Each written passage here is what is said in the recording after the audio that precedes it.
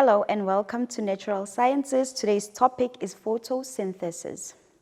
Did you know that in the absence of photosynthesis, you would not be able to create or watch TikToks? How, you may ask? Well, this lesson is going to explain to you. By the end of this lesson, you need to be able to identify the main source of energy, to explain the process of photosynthesis, to list the requirements and products of the process of photosynthesis, to explain the biological importance of photosynthesis, and lastly, you should be able to write the equation for the process of photosynthesis. What you are looking at is our concept map. So what we are first going to look at in this lesson is the need for energy. Here we are going to speak about the definition of the process of photosynthesis, and then we are going to look at the requirements of photosynthesis, which is water, sunlight, and carbon dioxide. We are then going to speak about the function of the chloroplast and the chlorophyll, and then we are going to move on to photosynthesis products. So this is where we are going to speak about the glucose and the oxygen. We are then going to go on and look at the chemical equation for photosynthesis. And lastly, we are going to speak about the biological importance of photosynthesis.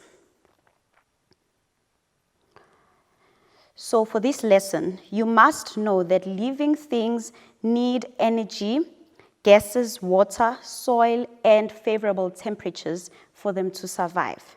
The emphasis on this chapter is on the use of energy and how radiant energy, which is light, is changed to glucose, which is stored as starch in plants.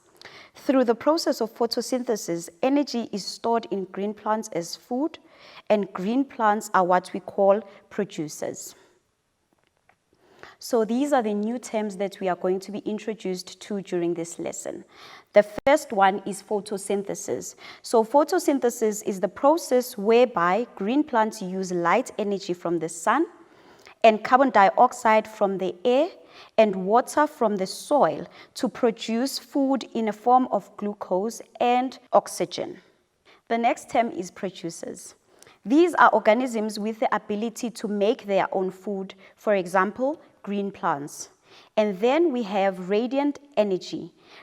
This is energy that is contained in the sun. And then our next term is chemical reaction.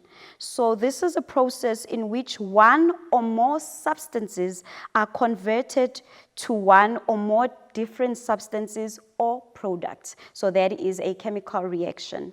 And then we have the term interdependence. This is when two or more living organisms depend or rely on one another for survival.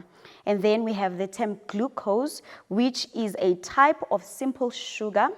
And our last term is chlorophyll. This is a green pigment in cells of plants that absorbs the radiant energy from the sun. So we are going to leave it here for now, and I'll see you after the break.